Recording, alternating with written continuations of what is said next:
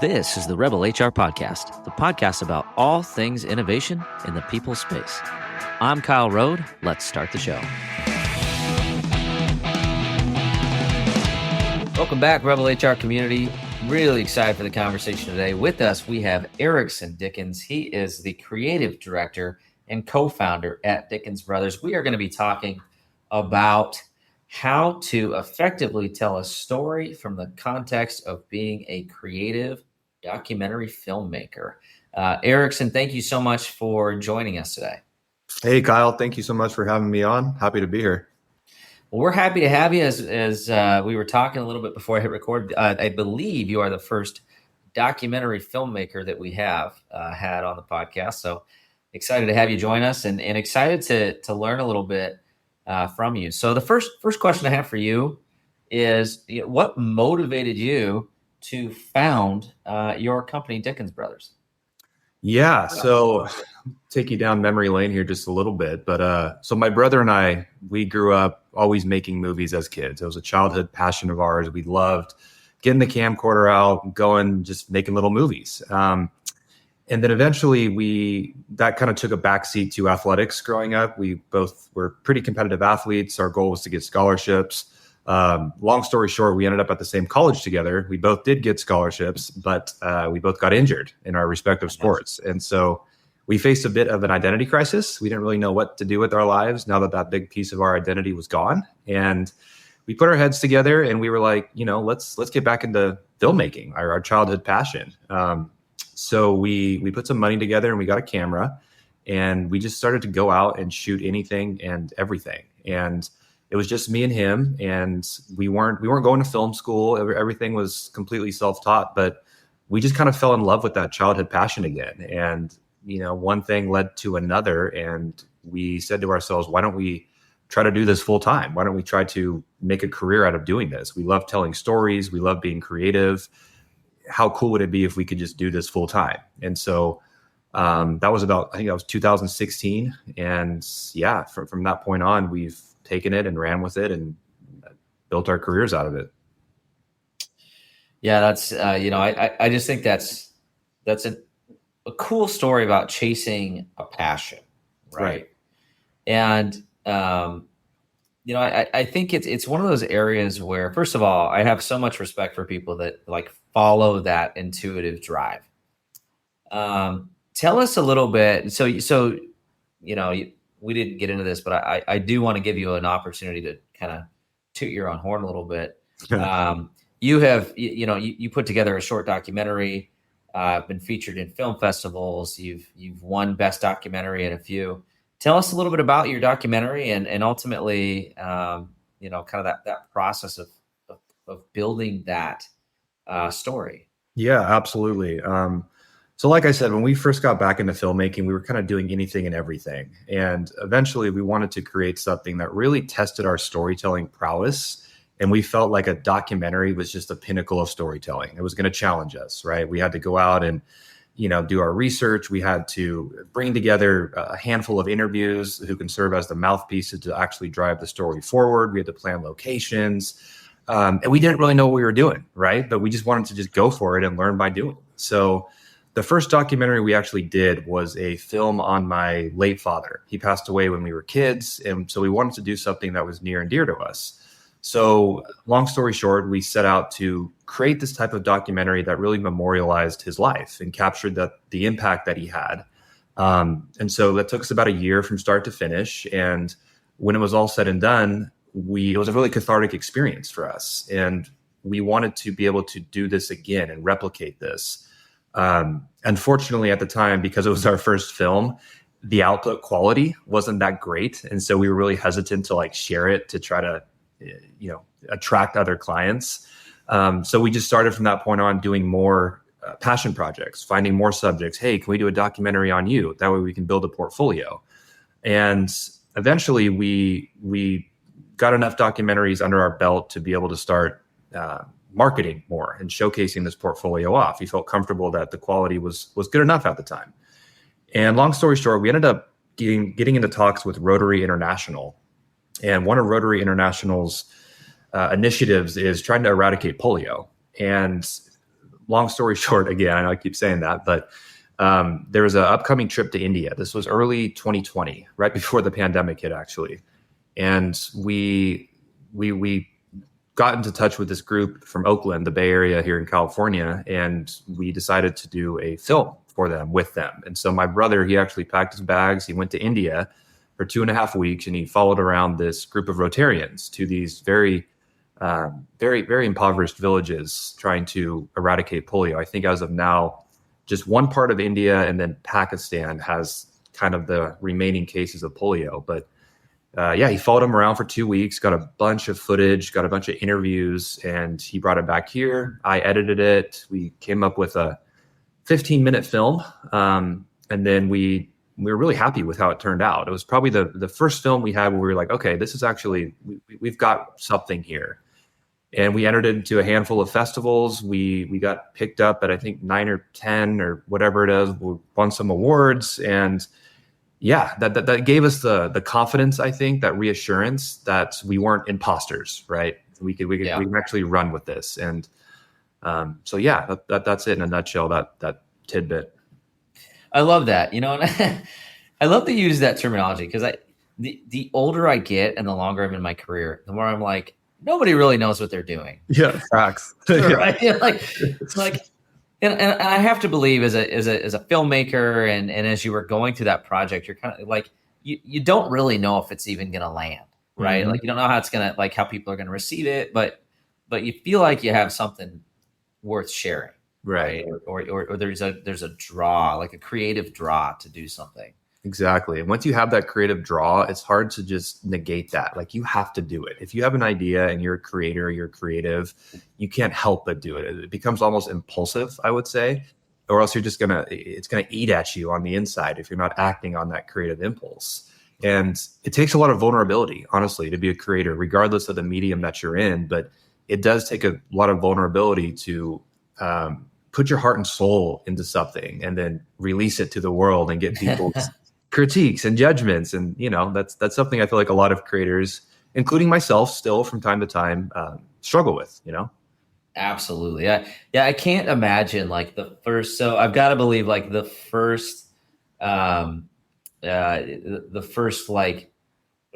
what's the term? Like film competition that you like submit this thing to, you're like, it's like a gut check moment, right? You're like, oh geez, you're just opening yourself up for the critiques, right? Yes, exactly. And as many festivals as they did pick up our film, that was only like 20-30% of the amount that we actually submitted to. I mean, we got so many rejection letters. It was like, but yeah, it felt nice. It felt nice to get that reassurance. And we got to present it actually in front of a bunch of Rotary groups, like around the country, not in person. We did a lot of Zoom calls with Rotary groups, and it was just neat as well, telling the story, being able to see these different Rotarians from across the country relate to it on such a way to where when they watched it, they felt like they were those ones. They were the Rotarians in India actually doing it themselves. And I think that's kind of the power of telling a story that builds relatability in an audience, Absolutely. And I think so.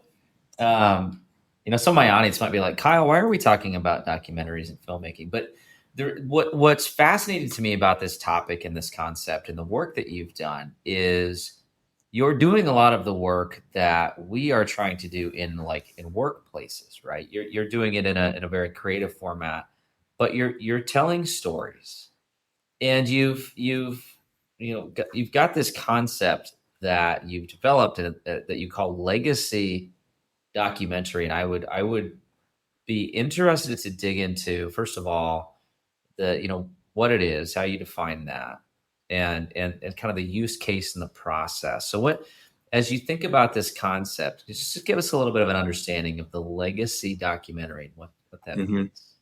Yeah, for sure. So like I mentioned, it started with doing something for my dad, and we titled that film His Legacy. And so that got us thinking this is a very inherent need for a lot of people to be remembered fondly, to pass on their values. I feel like legacy is the culmination of somebody's experiences, their beliefs, their impact. And once we made that film, we wanted to be able to share this possibility with other people and offer it to them. And that got us thinking about an actual curriculum for this. So we developed these 7 storytelling pillars, which essentially serve as the backbone of our films. So regardless of the subject, whether it's an individual or a company or an organization, nonprofit, whatever it is, we follow these 7 guidelines essentially. So number 1 is the history, diving into the history of the person or the organization. Number 2 is the passion. Number 3 is their process, their unique philosophy.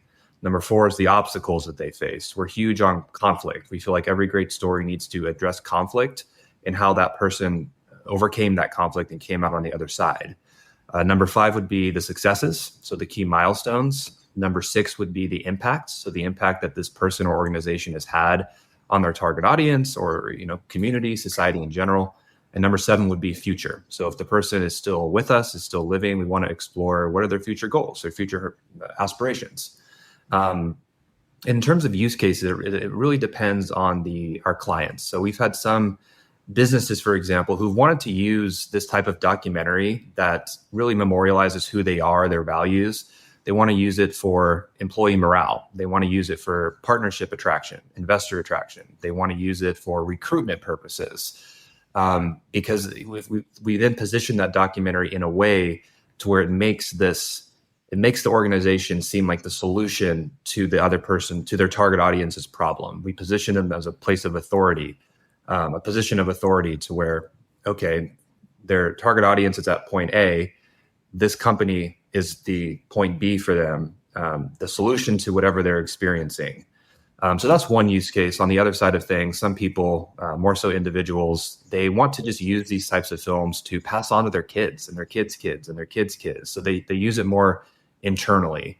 Like I mentioned, there is something about wanting to be remembered in a positive light. I read some study, actually, ironically, it's kind of interesting, where psychologists actually proved that people care more about how they're remembered positively than whether or not they actually live that life in that way. So yeah, they did some. Yeah, I believe that. It's really interesting. So yeah. I do think this is fascinating. And I also think, like, you get to a point where, I don't know whether it's, the realization of mortality, but, Sure. I think a lot of people get to this point in their life where they care more about legacy than most other things. Mm-hmm. And this is a really interesting way to think about that. Yeah. So I'm curious. I'm curious to maybe get a little bit existential here. So why is legacy important? Why do you think people care about that? And why is that something that you've kind of decided to apply some focus on? Yeah, no, that's a great question. I studied philosophy in college. So that was my major. So existentialism was. Here we go. Let's go for a while. You start quizzing me on like philosophers, I'm gonna be lost. But I find this concept fascinating. Me too. I think it started for me personally, just the realization of death.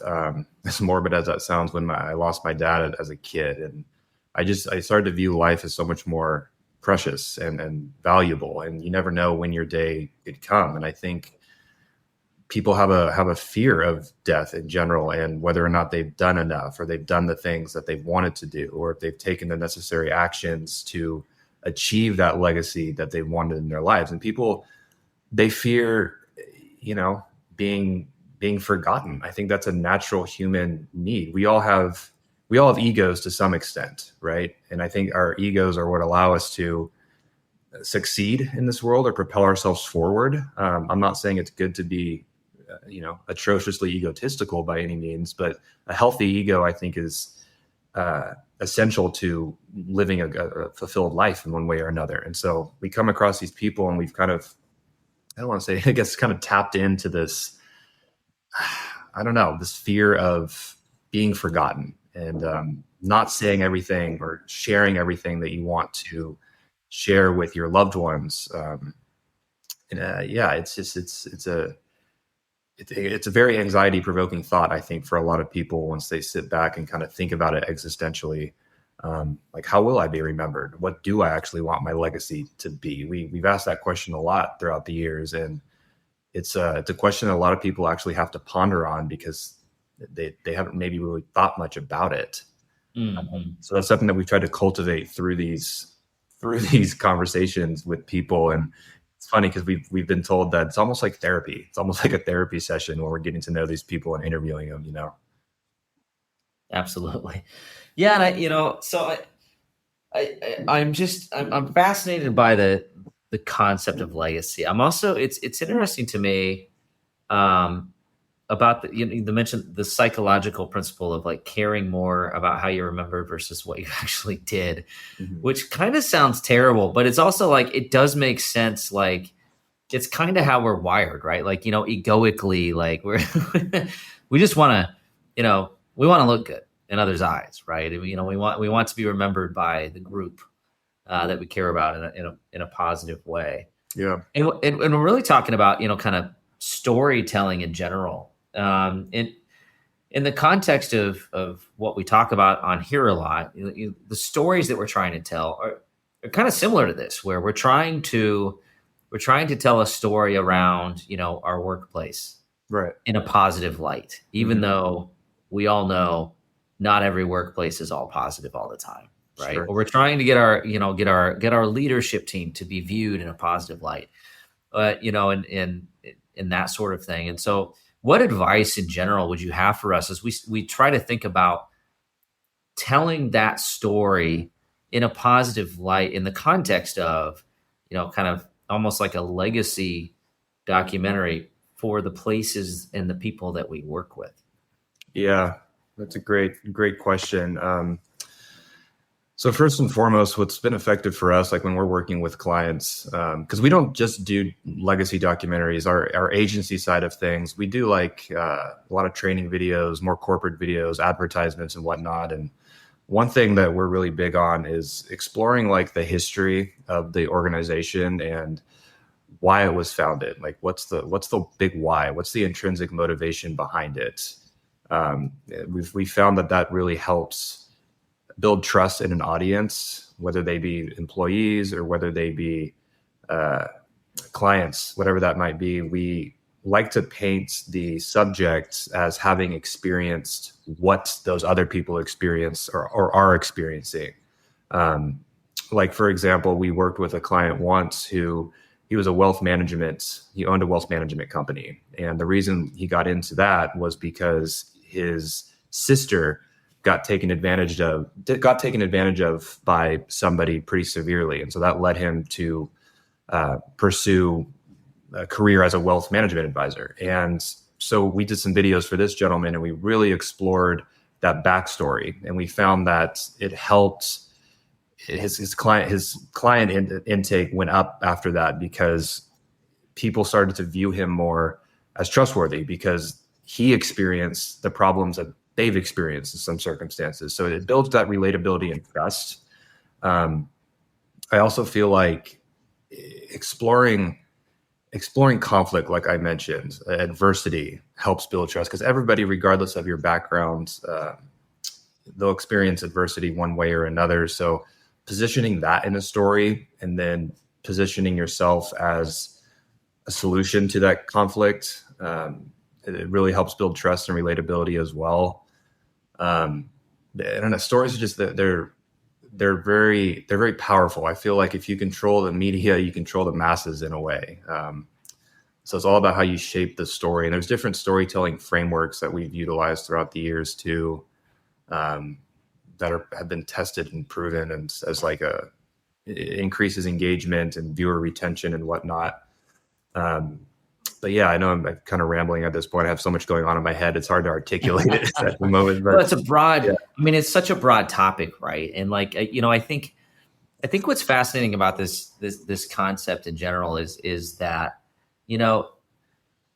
there's so much of the way that we perceive and interact with the world is related to the stories that we are told and the stories that we tell ourselves. Mm-hmm.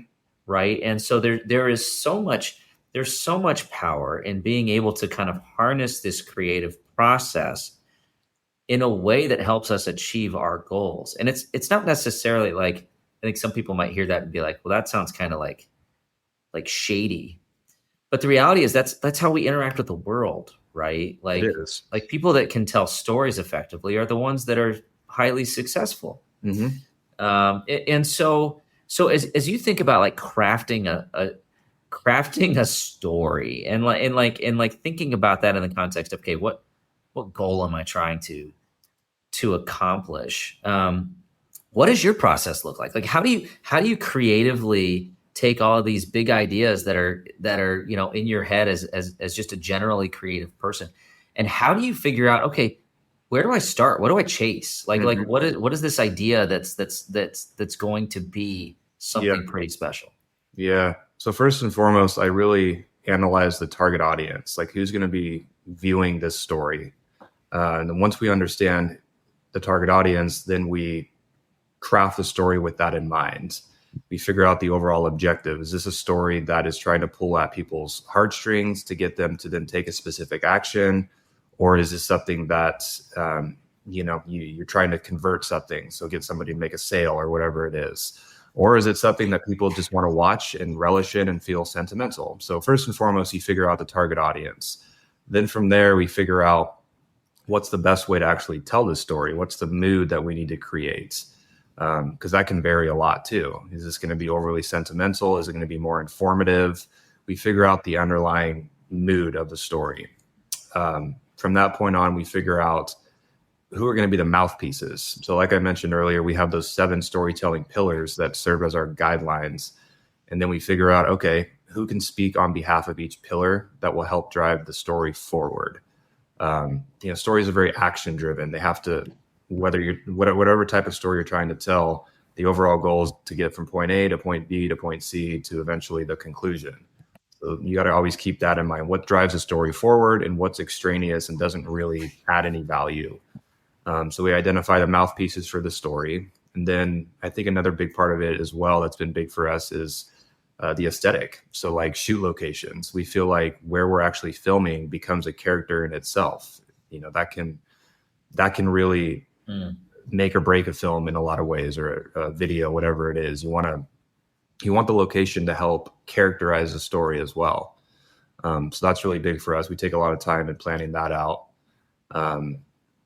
And then obviously the editing, that's a whole other animal once we've gathered everything. And a lot of the story can be shaped in post-production too. I mean, that's really where a lot of the work comes in for us. We have to collaborate a lot with your team. We have a whole team of editors, awesome editors that work with us. And so just collaborating, that being able to accept ideas and take input. I think that's something that was really big for us when my brother and I first started, because it was just the 2 of us. And now we have a team of 13. So learning how to collaborate as well and come together with a common goal to make the best out of it. Absolutely. So I'm curious. So you mentioned this, and and forgive me, I am not an expert in this in this arena. You mentioned that there's like some like kind of standard storytelling structures, like one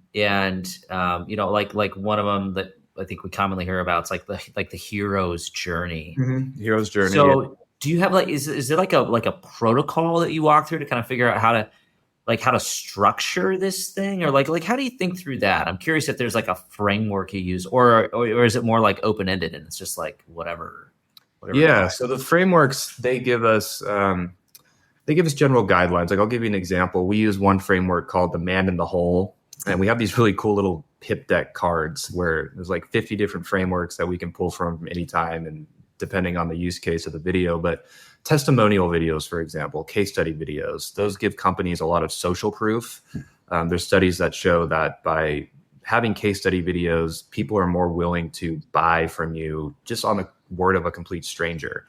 Really cool process there. But we use this framework called man in the hole, which it takes the viewer through a journey by watching a person in a case study video talk about their problems, their prior problems. Then they either got a service or they purchased a product that solved their problem. So they were in a hole, then they went from point A to point B, they purchased the product or service, and then now their life is so much better because of it. This product completely changed their lives. So that's just one example of a simple to understand storytelling framework that we've utilized. And then, like I mentioned, like our pillars are really what help us out a lot on the documentary side of things. Those 7 storytelling pillars: the history, passion, process, obstacles, successes, impact, and future. Because at first, when we were doing all these type of documentaries, we had no process. We were literally just running and gunning and shooting and filming anything we could, and then just hoping we can create something in post-production with it. But I think as a filmmaker, as a creator, having a process that you can rely on is extremely helpful. Yeah, and I think it's I think it's hard for, especially for like maybe like a non-creative or somebody who's just not used to this type of thinking, to have some sort of like a process, like a platform, right? And then you can think about it. But I'm also curious, because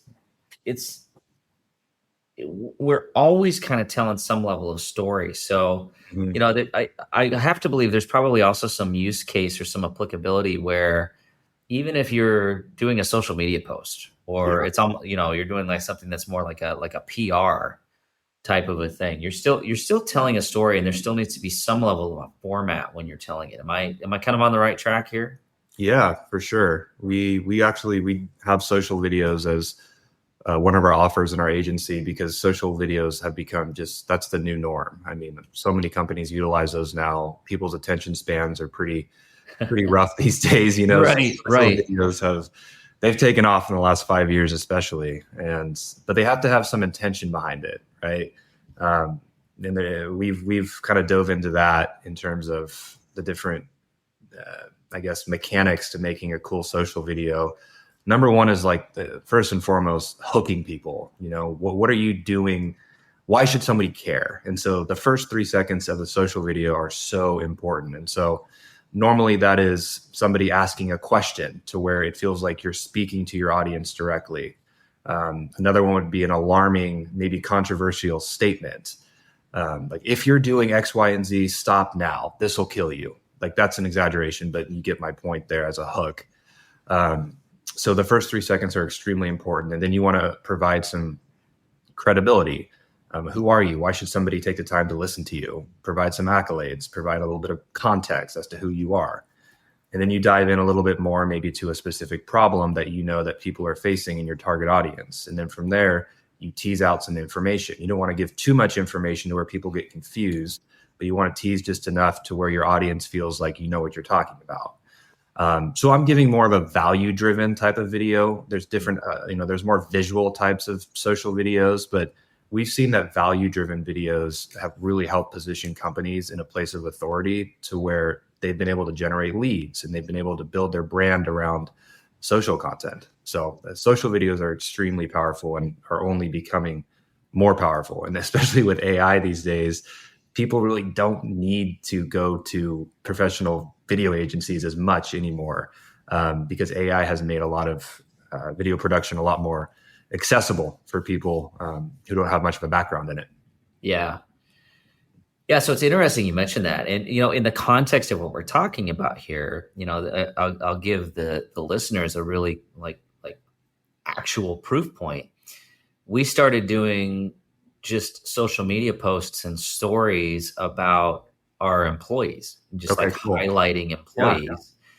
Yeah. And they are outperforming like every other social media post ever because people care. Like, it's like, oh, this is a person and this is their story. Mm-hmm. And it's like so much more engaging. And there's, and it's so like this type of thinking around not just legacy, but telling a story about somebody else, tying that into like the values that your company supports, like tying that all together, like that's actually, in my mind, that's how you stand out when there's so much noise out there, right? It's currency. I mean, essentially it's currency. Mm-hmm. Like I said, like earlier, it's like when you highlight the stories of individuals, people who are actually on the ground doing the thing, it just makes you more relatable. Stories are such a universal language. If you actually take the time to think about it, so much of our knowledge about the world, our beliefs, were first introduced to us in one way, shape, or form in a story or a metaphor or an analogy or an anecdote. Regardless of your culture, your ethnicity, your gender, whatever it might be, like stories connect us all around the world. They're kind of like almost the oldest form of communication, language. You go back to the cave days, you see the stories on the wall. There was no writing, but there were stories in the form of pictures. And Yeah. that's just always fascinated me. Like the best way you can get information across is to tell it in the form of a story. Again, here I'm bringing out my nerdy side, but studies have proven that if you are if you're wanting your audience to remember maybe statistics, for example, don't just blatantly say to them the statistic. Tell it in the form of a story, because that will increase their ability to retain that information. Stories that it's all creative and stuff, but there really is it's almost like a science in a way. It's a creative science, but it's fascinating to me. I just kind of fell in love with it. Absolutely. I'm right there with you. And I think, we evolved to think in this way, Mm-hmm. right? Like this is because stories and oral communication was around long before writing. Mm-hmm. Music and dancing and these sorts of things were around before language. Yeah. The drawing and art, like this is how our brains developed. Yeah. Right? Like way back in caveman days. so and we haven't changed that much, like biologically, right? Like we're still kind of we act like we're more evolved, but we're still kind of the same animal. I agree. I agree. No, it's powerful. Like I said, it's just like whoever controls the story controls the narrative. And, Ooh, I like that. But you see it in the news, man. You see media outlets, regardless of what side of the spectrum you're on, they're always trying to paint a picture through a story. It's all about storytelling. Whoever can tell the most powerful story is always going to be one step ahead. It can almost be dangerous, like Absolutely. it's all about why you're trying to wield it and the effects you're trying to get out of the story. I think stories are also the best tool to evoke thoughts about things, like thinking about things differently. And that, I think originally that's why I fell in love with movies and filmmaking as a kid, because it just would inspire different ways of thinking for me and different ideas. Yeah, I love it. Mm-hmm. I love it. All right. Well, we are just ending our available time together, and I'm fascinated to hear your response to the flash round questions. Are you ready? Sure. All right. Question number 1: where do we need to rebel? We need to rebel. I'll give you 2 answers. We need to rebel, 1, against our own self-doubt. I feel like self-doubt in people is so common, and it holds us back from truly doing what we want or what we envision for ourselves. That was huge for my brother and I when we first got started. We had no background in it, but once we actually got out of that self-doubt and started doing it, that's what builds momentum. So don't be afraid to take the leap. And number 2, we need to rebel against societal expectations. You don't have to fit yourself in a box if it doesn't make sense to you personally. There's different ways to approach life. So I just feel like oftentimes people work themselves into boxes and they just remain in them, even though it's not truly making them happy on an intrinsic level. So I feel like that's huge for me personally. Absolutely. All right. Question number 2: who should we be listening to? Well, I think we should be listening to people who we know at the end of the day see us as people first and love us for who we are and truly want the betterment of us. That's, I guess, more on a human level, like the people who truly have your best interest in mind. There's so many people out there these days in a business setting or a personal setting too, that they always have an angle. They're always trying to set the frame. They're trying to use you as a means to an end. So I think it's important to find that tribe that truly supports you, and lean into their advice and truly listen to them. I also think you need to listen to yourself as well.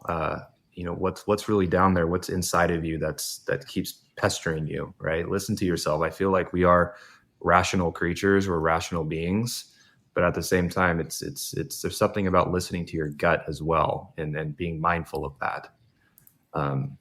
So yeah, I guess that's my answer to that question. Yeah, I couldn't agree more. I think at the heart of it, I think we try to like shut ourselves off from listening to our intuitive understanding of the world sometimes, right? Yeah, It's yeah. like where we started this conversation, like following that creative spark or ignoring that creative spark, right? Like trust yourself a We little bit. evolved with those survival instincts that are still with us today. We're not running around on the plains anymore with spears and stuff, but there is just that instinctual gut feeling that I think is a survival mechanism for us now. Absolutely, absolutely. All right, last question here. So, really great conversation. How can our listeners connect with you and learn more? Yeah, you can reach out on our website, dickensbrothers.com, on our agency if you're more interested in advertisements, recruitment videos, those types of video content, then you can find us at platinumpeak.com. That's our agency. And then you can always feel free to reach out to me too personally at my email, which is erickson@platinumpeak.com. Peak is with 2 E's. So yeah, don't hesitate to reach out if you want to chat. Absolutely. We'll have all that information in the show notes. So open up your podcast player, click on in. Really appreciate the time here today, Erickson. This has just been a wonderful conversation, a little bit thought-provoking in my mind, and hopefully just something that is helping all of our listeners kind of expand the way that they think about this. So appreciate your time and have a great rest of your day. Awesome. Thank you, Kyle. All right, that does it for the Rebel HR podcast. Big thank you to our guests. Follow us on Facebook at Rebel HR Podcast, Twitter at Rebel HR Guy, or see our website at rebelhumanresources.com. The views and opinions expressed by Rebel HR Podcast are those of the authors and do not necessarily reflect the official policy or position of any of the organizations that we represent. No animals were harmed during the filming of this podcast. Baby.